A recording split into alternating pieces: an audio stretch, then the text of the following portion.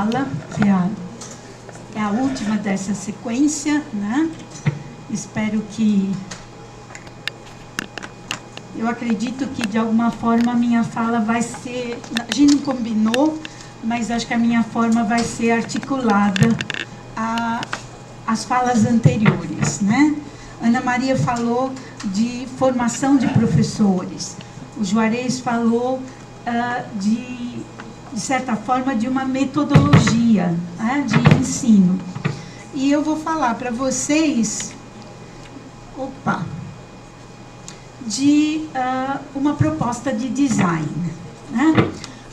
Os meus alunos conhecem essa proposta de design, mas eu vou abordar um pouquinho, vou um pouco além daquilo que vocês já conhecem, e mesmo aquilo que vocês já conhecem, eu vou abordar de uma forma um pouquinho diferente, porque eu vou falar como essa proposta surgiu, né? Como é que eu pensei nesta proposta, nesse design educacional complexo, né? Como eu pensei numa possibilidade de colocar a complexidade em ação, né? Essa proposta surgiu depois de algum tempo que eu havia lido, né, que eu estava lendo sobre complexidade, que eu estava estudando sobre complexidade, e tudo que eu lia, tudo que eu tinha visto a respeito de complexidade, não colocava a complexidade, lógico, eu via a complexidade em ação, eu via a complexidade no mundo, eu conseguia olhar ao meu redor e ver que a complexidade se fazia presente no dia a dia, mas eu não via a complexidade na escola, eu não via a complexidade na sala de aula. Na sala de aula, o que eu via era o paradigma tradicional ainda. Eu via que na sala de aula ainda a dinâmica, o dia a dia era pautado pela repetição, era pautado pela memorização. Tudo que se fazia na sala de aula saía fora, era completamente distante, diferente da complexidade, né? Era um curso, o que eu via eram exemplos de cursos tradicionais e era uma sala de aula tradicional, que poderia ser representada graficamente desta forma. O curso ou os cursos eram o resultado de unidades, né, de lições, de sequências que eram numeradas, que iam num crescendo de dificuldade, né, gradativa, ordenadas do mais fácil para o mais difícil, e a linearidade era muito marcada. Então, comecei a me preocupar muito. Lógico que isso era muito evidente quando eu olhava para as salas de aula de cursos de línguas, tanto língua materna quanto língua estrangeira. Quando eu olhava para as salas de aula de cursos de línguas, cursos particulares de línguas, né? E isso me incomodava muito, porque todo mundo falava numa abordagem comunicativa, num ensino moderno, mas o ensino tinha poucas características daquilo que eu podia chamar de moderno, de inovador. Então, eu comecei a me preocupar muito com o que era isso, né? O que a gente podia fazer, como é que eu podia trazer a complexidade, como é que eu podia operacionalizar todos esses princípios que eu via da complexidade para uma sala de aula. Por que a escola que preparava pessoas para o mundo real, que é complexo, que a gente via, que a gente pode observar, constatar que é complexo, porque ela não se complexificava, porque ela continuava tradicional, preparando pessoas da forma tradicional para uma realidade que é complexa. Então, ela preparava pessoas para que elas se preparassem depois que saíssem da escola para uma realidade que era diferente. Então, essa foi o grande conflito que eu via, a grande contradição que eu via e que eu sentia que precisava fazer alguma coisa, né? Então, esse paradigma linear, aí eu fui tentar equacionar o que era essa escola tradicional. Era uma escola linear, em toda a sua estrutura, disciplinar, então bem divididinha, cada disciplina era uma não entrava, né, no campo da outra, uma não invadia o campo da outra. Várias vezes, como professora de português, eu ouvia um professor chegar e me perguntar: a tal palavra tem acento? E eu dizia: tem. Ah, então escrevi errado. Mas eles sabem que eu não sou professor de português, então depois você na sua aula conserta, tá? Então o professor de matemática, ele pode escrever errado porque ele é professor de matemática, né? Então tudo era muito divididinho, né? Fragmentado, simplificador. Então eu preciso saber só da minha matéria e nas outras eu posso ser absolutamente ignorante, né? Então era uma escola reducionista. Tudo está reduzido à sua área de atuação exclusivamente. Tudo está reduzido a uma relação linear de causa e efeito. Essa é, portanto, uma visão reducionista da realidade que nos dá uma certa polaridade. Ou é uma coisa, ou é outra coisa. Ou é certo, ou é errado. Não existe um meio termo, não existe uma relação entre certo e errado, por exemplo, relacionado a um contexto. Uma relação pode ser certo ou errado num determinado contexto, mas pode ser uma relação de certo e errado invertida num contexto diferente, né? Eu tenho, então, uma visão de uno ou múltiplo. Eu não posso ter essa percepção de uno e múltiplo ao mesmo tempo, né? Eu tenho a construção parte por parte, gradualmente, gradativamente, do mais fácil para o mais difícil. A gente vê isso tranquilamente nos índices de livros escolares, por exemplo, né? Na própria construção do planejamento, a gente já vê essa ordem imposta, né? Então, eu tenho um controle mais rígido, uma ordem estabelecida que deve evitar a desordem, né? O que é desordem, a gente varre para baixo do tapete e mantemos aquela ordem. Tudo deve ser objetivo, mensurável, generalizável, né? O que não for desta natureza simplesmente é ignorado. Então, eu tenho uma visão cartesiana, newtoniana da realidade. Então, parece que essa situação se mantém na escola, apesar de nós não vermos mais isso no mundo que cerca a escola. E era isso que me preocupava muito, né? Porque a gente começa a ler, a gente já vem lendo há algum tempo e a gente vem vivendo uma realidade que não é mais essa. Então, a escola não corresponde mais aos anseios da realidade. Esse paradigma ele não é suficiente mais para responder às questões que nós temos agora. Ele foi suficiente para responder às questões de um tempo atrás, mas não é mais atualmente. É importante a gente pensar que esse paradigma, ele teve a sua relevância porque ele promoveu, num determinado momento, a democratização e a validação científica do conhecimento. Então, nós não vamos agora simplesmente destruir tudo, né? Ou tirar a importância daquele momento. Ele foi importante, ele teve um peso bastante significativo, mas num determinado momento que não agora, né? Agora ele se tornou incapaz de lidar com os questionamentos de um mundo em mudança. E as mudanças que nós temos agora são muito rápidas, são muito velozes, até em função da própria tecnologia que nos transmite as informações a todo momento. Nós antigamente sabíamos das informações que aconteciam no mundo depois de algum tempo. Hoje nós assistimos o que acontece no mundo na hora em que está acontecendo. Eu acho que um exemplo que, pelo menos para mim, foi muito marcante,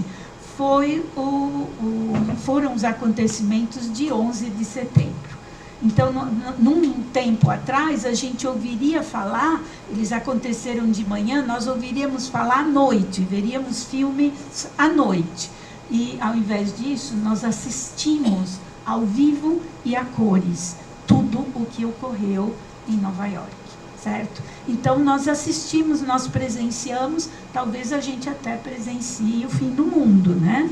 Não sei, espero não ver, mas, em todo caso, existe a possibilidade disso acontecer, né?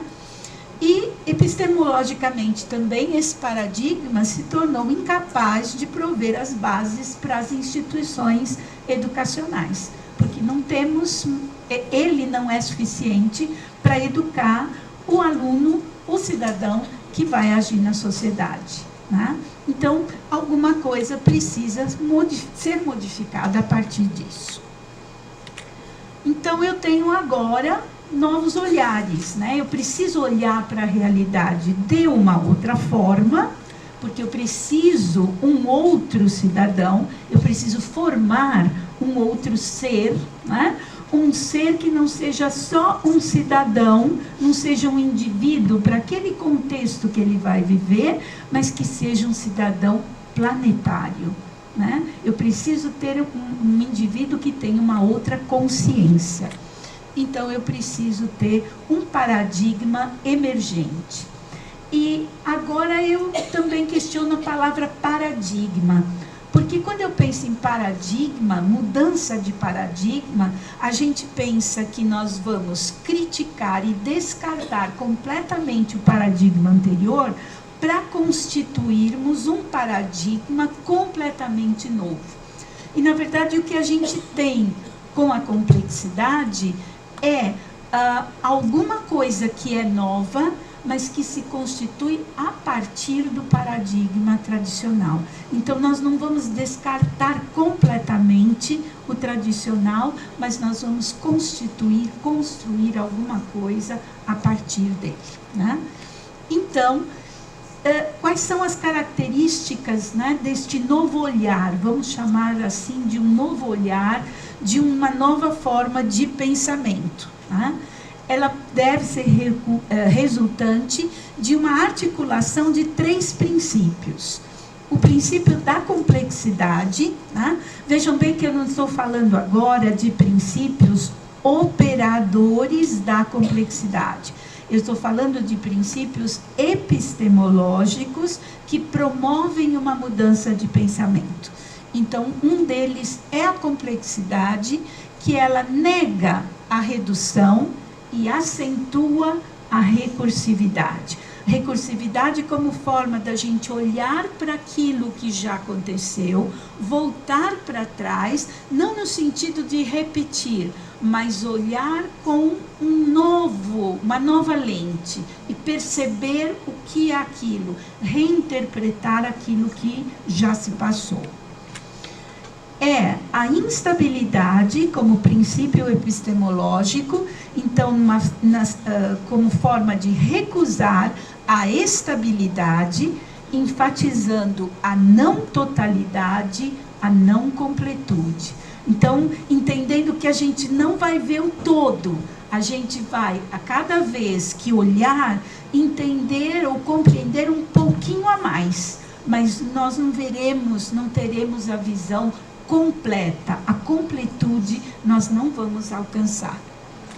E a intersubjetividade, que rejeita a construção do conhecimento como um construto objetivamente construído ou percebido. Então, só a objetividade não vai nos permitir entender ou construir o conhecimento.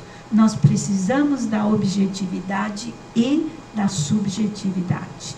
Então, nós não podemos ser unilaterais, mas nós precisamos de todos os elementos que conseguimos para poder compreender. Então, pegando estes elementos, né, eu comecei a pensar que essa mudança paradigmática, né, que esse paradigma que está emergindo, porque a gente vê mudanças, levaria a um paradigma complexo. A gente vê na literatura que inicialmente ele foi chamado de paradigma complexo, inclusive pelo próprio Morin, que depois assume que paradigma complexo não é a melhor terminologia, teoria da complexidade também não é a melhor terminologia, mas talvez seja melhor identificá-la como pensamento complexo ou epistemologia da complexidade. Eu acho que por epistemologia da complexidade a gente sai daquela rigidez da palavra teoria e saímos da rigidez da palavra paradigma. Tá? Bom, com tudo isso, que características estariam marcando o pensamento complexo que poderiam me ajudar a pensar numa nova forma de ensinar, de aprender, que eu pudesse, de algum jeito, articular para usar a informação de professores, para usar no planejamento de cursos, né? Então, o pensamento complexo, ele, em oposição ao pensamento tradicional, ele é não linear, não fragmentado. Então, eu vejo que ele não tem mais uma estrutura disciplinar rígida, mas ele tem mais uma estrutura interdisciplinar, transdisciplinar, ou ele tem uma característica muito mais próxima de uma transversalidade. Ele passa pelas disciplinas, ao invés de ficar preso em cada uma delas. A relação de causa e efeito não é mais uma relação linear, mas ela é muito mais uma relação circular. É a causa, é o efeito retroagindo à causa. Então, eu tenho aí a marca da recursividade. Eu tenho uma causalidade circular. O todo, né? Nós não vamos chegar a descobrir o todo, a perceber o todo na sua totalidade. Mas nós vamos, pela percepção que nós vamos tendo, né, do todo, vamos dizer, essa percepção temporária do todo, nós percebemos que pode ser mais e menos, ela pode ser maior e menor do que a soma das suas partes, dependendo da emergência que nós percebemos desse todo. Eu considero o uno e o múltiplo. Então, eu sou una, se vocês olharem para mim, eu sou uma pessoa, mas ao mesmo tempo eu sou múltipla, porque eu sou a conjugação de vários sistemas, por exemplo, certo? Eu sou o resultado de várias gerações, eu sou o resultado de várias influências, então eu sou uma e múltiplas ao mesmo tempo, tá? Eu tenho ordem e desordem. São conceitos opostos, mas são complementares. Eu tenho, então, no pensamento complexo, uma relação hologramática entre o todo e suas partes. O todo está na parte e as partes estão no todo. Eu tenho ambiguidades, contradições, imprevisibilidade, que ficou bem marcado, né, nas apresentações anteriores, e diversidade. A diversidade é considerada como um constituinte do todo. Tá? Então, partindo de tudo isso, né, todas essas características foram muito importantes para eu pensar num design. Né? Era um design que não podia ser fechado, era um design que tinha que considerar contradição, ambiguidade, imprevisibilidade, tinha que ter uma ordem prevendo a desordem, né? Era alguma coisa que não podia ser fechada, mas que tinha que, em alguns momentos, ser fechado. Ele devia ser fechado e aberto ao mesmo tempo. Tá? E que me permitisse manifestar a minha visão de complexidade. eu entendo complexidade como um modo de pensar, de estar no mundo, de encarar a vida e lidar com as situações diárias. Então, através desse design, eu poderia ensinar e aprender alguma coisa, né? Como professora, eu entendo que eu ensino e eu aprendo com os meus alunos, mas ensinar não só a língua inglesa, né? Que era o meu objetivo principal, mas ensinar mais alguma coisa para os meus alunos, além do próprio idioma. Então, eu pensei que esse design, infelizmente, nesse computador, o movimento não está saindo. Ele só sai quando eu entro com o slide. Mas vocês são imaginativos, vocês estão vendo as engrenagens girar, né? Então, eu pensei num design que tivesse 3 componentes marcantes e pensei neles numa representação gráfica de engrenagem. Engrenagem exatamente no sentido de que, no momento em que eu mexo em um, eu automaticamente estou mexendo no outro. Isso significa, eles são interdependentes. Eu não posso mexer em um sem mexer nos demais. E isso já começou a me dar uma característica complexa, que era o da interdependência.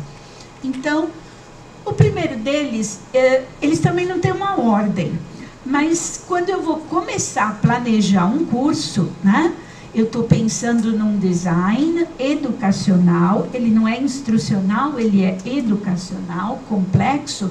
Eu vou planejar um curso pela primeira vez, eu tenho que começar de algum lugar, então, nesse caso, eu começo pela preparação. Né? Essa preparação leva em conta o quê? As necessidades, as expectativas, os desejos, o conhecimento prévio dos alunos e do professor. Então, eu acho que aí já vem alguma coisa que difere de outras orientações de design, outras orientações de desenho de curso. Porque o professor, as suas expectativas, as suas necessidades, o seu conhecimento prévio também está considerado, uma vez que ele também é parte do todo. Eu não posso tirá-lo do cenário e focalizar só o aluno. O professor também está lá, ele também tem que ser considerado. Né? Eu vou traçar os objetivos iniciais, e são flexíveis, porque esses objetivos podem ser revistos, podem ser redesenhados, podem ser cancelados, podem ser refeitos, podem ser mudados. Eu vou levar em conta características institucionais, porque se eu estou numa instituição, se eu não concordo com algumas regras da instituição, eu tenho que segui-las. Por exemplo, a instituição tem uma semana de provas. Concorde eu ou não com essa semana, naquela semana eu tenho que fazer provas, certo? Então, se eu não concordo, ou eu saio da escola, ou eu faço prova, certo? Então, há regras institucionais com as quais eu tenho que lidar. Né? Eu faço nessa fase de preparação um primeiro rascunho desse curso. Eu vou delinear o curso como um todo. Se eu estiver fazendo um curso à distância e a primeira vez que eu pensei nesse design foi em relação a um curso à distância, então eu decido qual é a plataforma que eu vou usar, como eu vou traçar esse curso. Ele vai ser um curso só online, ele vai ter que ferramentas, que espaços de interação os alunos vão ter, que espaços eles vão usar para tarefas. Eu tomo todas as decisões a respeito disso, né? Eu faço eu posso até colocar na própria plataforma esse design inicial, né? E tomo as primeiras decisões, aquelas que, algumas eu tenho que tomar decisões e são definitivas, outras eu posso tomar em caráter temporário para definir um pouquinho depois. Tá? A segunda fase a segunda, é a de execução. Eu tomei as decisões iniciais, fiz um primeiro esboço do curso, agora eu vou implementar o curso, eu vou desenvolver aqueles tópicos, não sei como vocês vão poder dividir o curso, se é em tópico, em temas, em unidades, em situações de aprendizagem. Então, eu vou colocar essas situações ou essa divisão na plataforma, ou eu vou definir quais são elas. Eu vou começar a ministrar o curso, eu vou fazer um follow-up, vou acompanhar, vou testar aquelas decisões iniciais para ver se eu posso mantê-las ou não. Eu vou tomar novas decisões, eu vou decidir sobre caminhos alternativos, mas essa sequência toda de decisões essa sequência vai ser feita a partir da minha interação e da negociação com os alunos. Existem várias decisões que eu vou tomar a partir da negociação que eu tiver com os alunos. Alguma coisa eu posso já decidir a partir da própria reação que os alunos tiverem. Outras eu vou abrir a negociação, vou formalizar uma negociação com os alunos e vou estabelecer uma parceria com eles. Eles vão sentir claramente que eles decidem sobre alguns aspectos do curso, né? E aí eu vou perceber que momentos a ordem se estabelece, em que momentos a desordem se estabelece e em que momentos há rupturas no curso. Quando eu fiz aquele meu primeiro esboço, eu posso até planejar, porque eu conheço o conteúdo que eu vou desenvolver, eu posso até planejar em que momentos haverá alguma ruptura. Eu posso prever, bom, esse conteúdo é mais complicado, pode ser que haja uma ruptura aqui. Mas isso pode acontecer ou não. Pode ser que aquela previsão se concretize, mas pode ser que em algum momento isso não aconteça e haja uma ruptura em algum momento que eu não estava prevendo. Então, eu preciso estar preparada para lidar com essa imprevisibilidade, né? E aí promover a organização do curso, né? E eu tenho um momento uma fase de reflexão que, se vocês lembrarem de tudo que eu falei na preparação e na execução, ela já começou na fase de planejamento, de preparação. Quando eu comecei a ver que conteúdos eu vou usar, que necessidades o grupo tem, que expectativas o grupo tem, eu já estou refletindo a respeito do grupo, do curso, do conteúdo. Então, essa reflexão, ela vai ser acentuada em determinados momentos do curso, especialmente no final, quando eu faço uma avaliação, quando eu abro espaço para autoavaliação, tanto minha quanto dos alunos, quando eu faço uma reflexão crítica a respeito daquilo que foi desenvolvido no curso. Essa avaliação, ela pode ser retrospectiva, quando eu volto atrás e vejo tudo o que foi feito.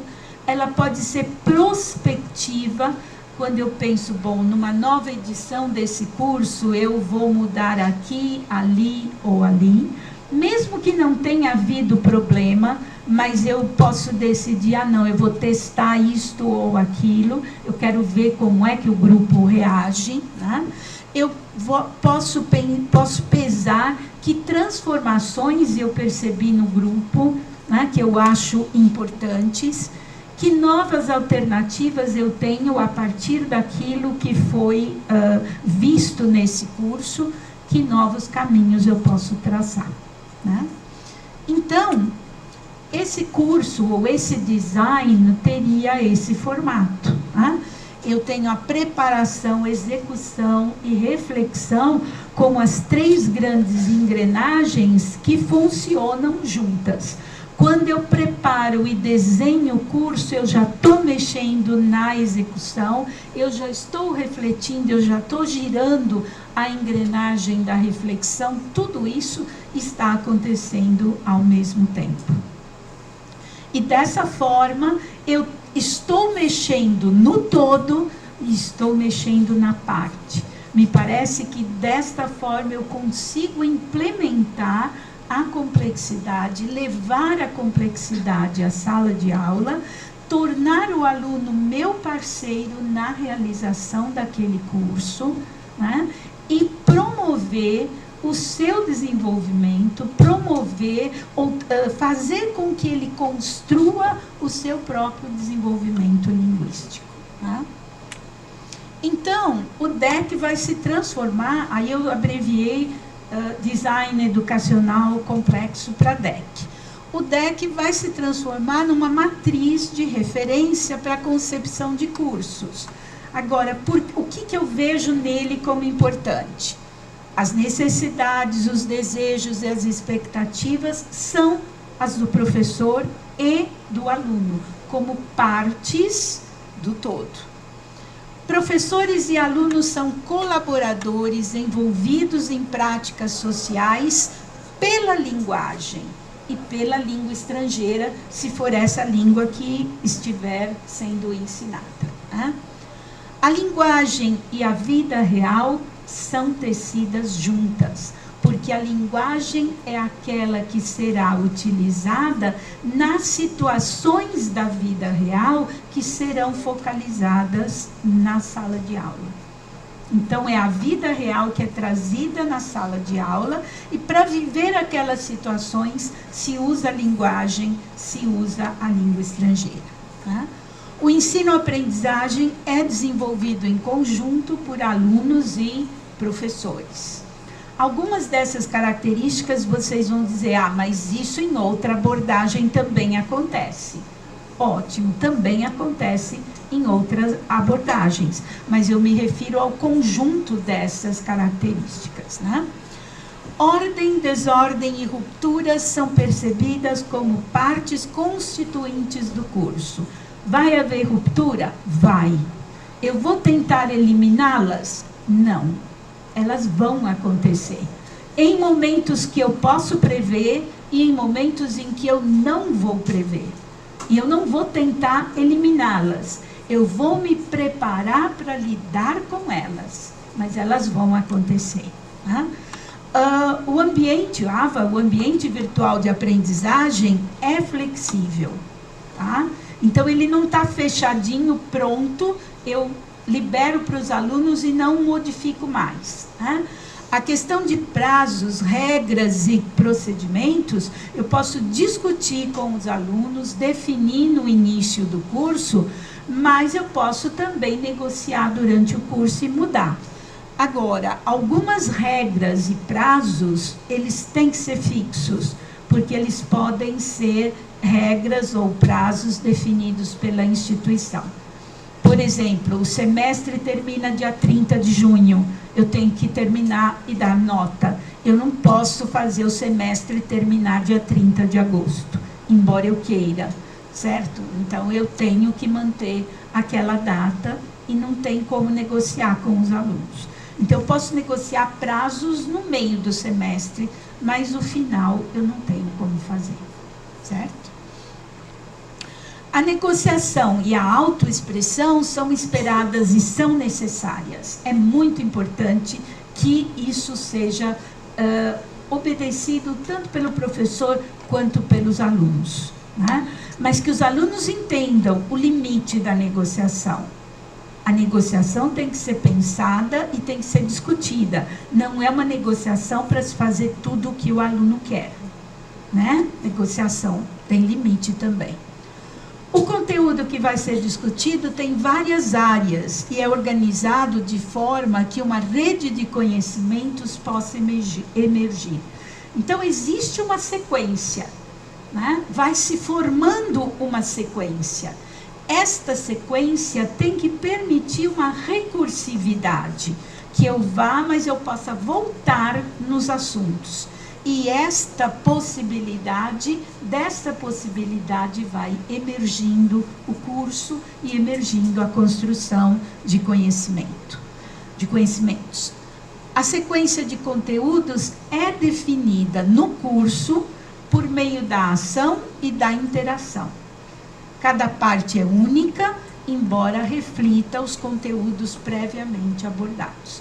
Então, eu tenho que estruturar a minha sequência de tal forma, ou as minhas unidades, de tal forma que eu possa alterar a ordem, mas mesmo assim eu não altere a relação entre estas unidades, né? Então, por isso o desenho do curso é aberto e é flexível. A avaliação é processual e ela segue diferentes formas, diferentes formatos. E a construção ou reconstrução do conhecimento deve ser sempre encorajada e se dar de uma forma não linear, não fragmentada.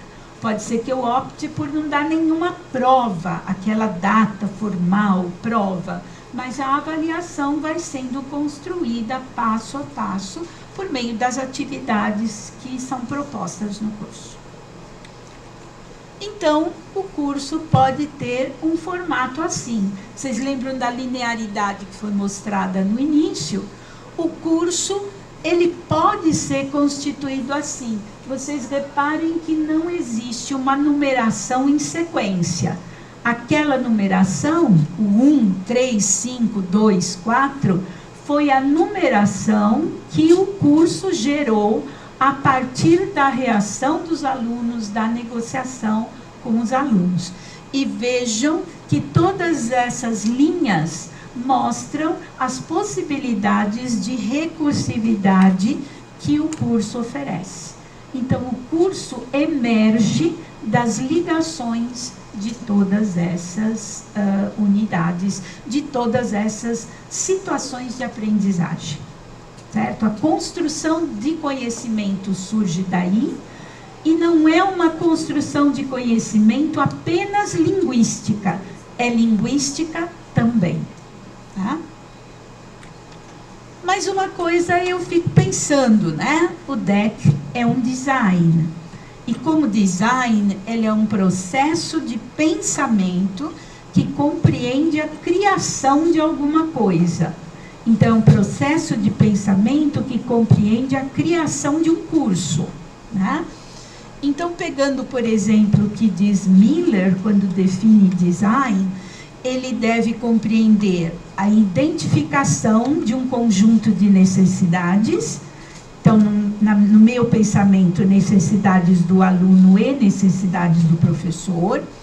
A conceituação dos modos de atender essas necessidades. Então, de que forma eu vou atender essas necessidades? Então, eu preciso de uma teoria de aprendizagem, eu preciso de uma metodologia, né? O design, ele me mostra um processo de pensamento, uma forma de agir, mas ainda ele me dá uma abertura para eu decidir a respeito de uma teoria de aprendizagem e de uma metodologia, certo? Eu não defini isso. Isso fica a critério de quem adota o design, né? Um desenvolvimento desse conceito, a engenharia e análise necessárias para assegurar o seu funcionamento, a prototipagem e modelagem da sua forma preliminar, então tem que ter uma testagem, né? A construção da sua forma final, a implementação de procedimentos diversos de controle de qualidade, a venda de seu valor ao consumidor, a entrega ao consumidor, a providência de sua manutenção e a obtenção de feedback quanto à sua utilização e valor. Lógico que essa recomendação, ela fecha um pouco as minhas opções, né? Ela me dá alguma orientação, mas ela me fecha um pouco. Eu não adotaria todas essas recomendações. Mas eu fico pensando, eu levo isto em consideração e fico pensando o seguinte: o DEC é um design educacional complexo. O complexo me diz, ele é tecido junto, né? A preparação, a execução, a reflexão são tecidas juntas. mas para aquele tecido junto que eu estou propondo, falta alguma coisa. Esta alguma coisa é algo que eu estou pensando agora. Não pensei na proposta que fiz, no artigo que eu escrevi. É algo que eu estou pensando agora. Falta uma teoria. Falta não, ele tem um embasamento de uma teoria do conhecimento, que é a complexidade. Por isso o design é complexo, né? Então ele tem um embasamento na teoria, na epistemologia da complexidade. Aí é coerente, existe uma congruência, né? Falta definir uma teoria de aprendizagem. Eu não fecharia aqui uma teoria específica, porque eu acredito que se eu fechar uma teoria específica, eu estaria caindo na mesma questão que eu critico dos outros modelos. Eu estou fechando e estou dando, olha, façam isso, olha, a caixinha é essa, ponham aqui e usem, né? Então, eu acho que a teoria de aprendizagem é uma escolha do professor, que deve ser coerente com a complexidade. Talvez seja o pós-método, né? Talvez seja alguma teoria, ou seja, o pós-método, no sentido de que ele dá uma abertura. Ele não fecha numa visão específica, mas ele dá uma liberdade. Você vai usar o método, você vai usar a abordagem que a situação pedir a você, certo? Então, ele dá recursos ao professor, mas não fecha o professor numa camisa de força, certo? Talvez seja isso. Deixa o ponto de interrogação para a gente discutir depois. E ele precisa de uma metodologia. Seriam as metodologias ativas a solução? Ponho também um ponto de interrogação. Fala-se muito das metodologias ativas, parece que elas vieram salvar a humanidade, né? Parece que elas são a nossa grande salvação. Dentre elas, seria a metodologia de projetos? Também deixo uma interrogação. Confesso que a metodologia de projetos me é muito simpática, mas isso não quer dizer que ela seja a única. Seria a aprendizagem baseada em tarefas? Também é muito atraente, né? Poderia ser uma grande alternativa, né, de associação. Mas nós teríamos várias. A metodologia de projetos me parece bastante coerente com a complexidade, assim como a abordagem, como a aprendizagem baseada em tarefas. Não são as únicas alternativas, né? Nós teríamos outras. O pós-método também não é a única alternativa. Uma alternativa que eu não poria ir na teoria de aprendizagem seria o behaviorismo. Acho que não precisa explicar por quê, não é? Não faria sentido algum. Mas eu acho que a gente teria outras teorias que seriam condizentes e acho que teríamos metodologias que também seriam condizentes. Eu estou trazendo isso para vocês, porque vocês vão ver na parte da tarde alguns trabalhos que usaram esse design, né? Vocês vão ouvir falar, e aí não será explicado todo o design como fundamentação teórica, mas achei que era importante trazer essa noção do design complexo, educacional complexo, para vocês entenderem melhor o que é, e trazer também essa evolução do pensamento, que eu acho que, eu estou achando agora que faltou, né, ou na hora não foi pensado, mas acho que ficou uma lacuna em relação à teoria de aprendizagem e metodologia. Faltou dizer que realmente essas duas áreas são abertas e que ele está ele pode ser desenvolvido com várias teorias de aprendizagem e várias metodologias, desde que elas sejam condizentes com os pressupostos da aprendizagem. Aí, o professor também tem flexibilidade de escolha, tá? Então, era isso que eu gostaria de dizer para vocês. E agradecer a todos. Agradecer a todos por nos ouvir, né? E eu gostaria de chamar a Ana Maria e o Juarez para a mesa, agora, para vocês nos perguntarem aquilo que vocês ficaram guardando até agora.